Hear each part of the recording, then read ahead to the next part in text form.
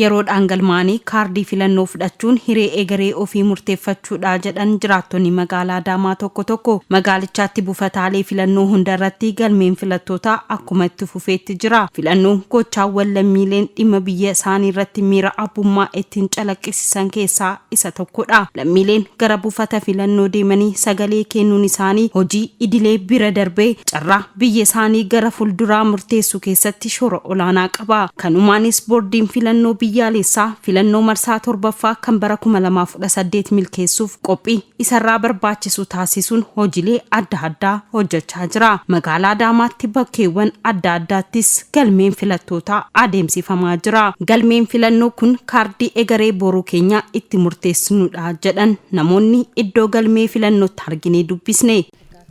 Kaardii fudhadheen jira. Kaardii fudhachuun namni kamtuu ni qaba. Bu'aa jirutti hundinuu ilaalee waan ofiisaatti murteessu filachuu qaba. Kaardii namni kamtuu fudhachuu qaba jedhee namana. Kanaaf isaanillee labsiifna amma godhamaa jiru sana dhufeen fudhadhee.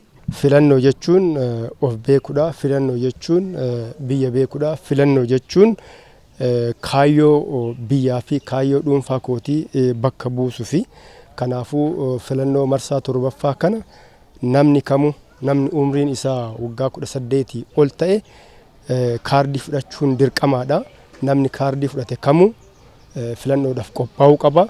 Namni kamuu kaardii fudhate taanaan filannoodhaaf qophaa'e jechuudha. Filannoo marsaa torbaffaatiin paartii biyyaaf jijjiirama guddaa fidaa jedhanii kan amanan kan filatu ta'us ibsaniiru. Ammoo dabalata maaltu jira seete namni tokko jijjiirama hamma jiru waan ilaallatee maaltu duraan ture amma maaltu jira jedhee namni qalbii qabu tokko waan kana fudhatee sagalee isaa laachuu qaba abbaa fedheef jedha.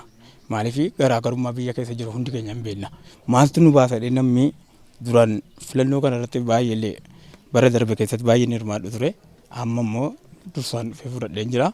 Filachuudhaaf sagalee kiyya abbanaaf ta'a jedhuuf kennuudhaaf illee qophii addaati. Akkasumas filannoo bara kanaa haqa qabeessaa fi dimokiraatawaa akka ta'u abdii qabanis himan.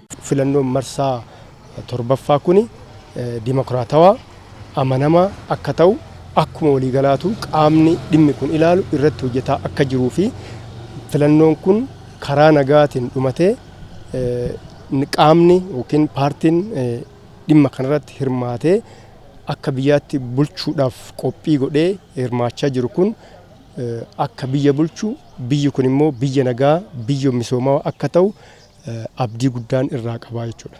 Mootummaa mataa keenyaa kan nu ta'u hoggaashan nu bulchuu kan hin danda'a jennee to'i tan itti abdannu filannee nagaa fi tasgabbii uummataaf kan kennuu danda'u jennee abdii itti qabna.